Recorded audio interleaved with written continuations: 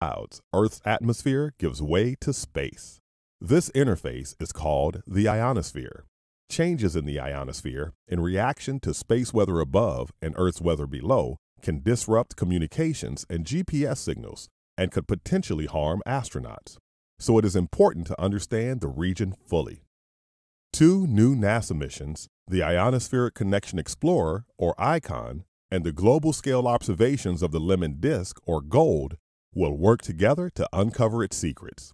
Together, they'll provide the most comprehensive view to date of this critical layer of Earth's upper atmosphere.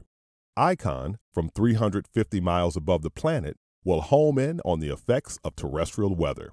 For a broader view, GOLD will make global-scale observations of Earth's upper atmosphere, including the ionosphere, from an altitude of 22,000 miles, gathering observations of the entire disk once every 30 minutes, more frequently than any ionospheric mission has done before.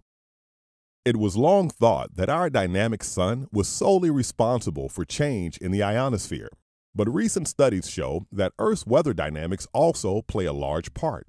Weather such as hurricanes and wind patterns near the planet's surface can influence both the atmosphere and the ionosphere. Mission scientists want to understand how weather phenomena affect the upper atmosphere and the nearest reaches of space. Scott England, ICON project scientist at Virginia Tech, explains, "We know Earth's ionosphere varies by an extraordinary amount from hour to hour and day to day, but we don't know the cause of much of this variability. ICON focuses on trying to understand if weather near Earth's surface can explain any of the changes we see in the ionosphere."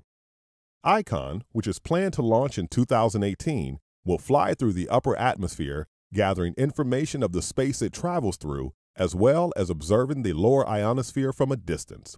It will investigate properties of charged particles in the ionosphere and of neutral atmospheric particles, such as those shaped by weather far below, to determine how they interact.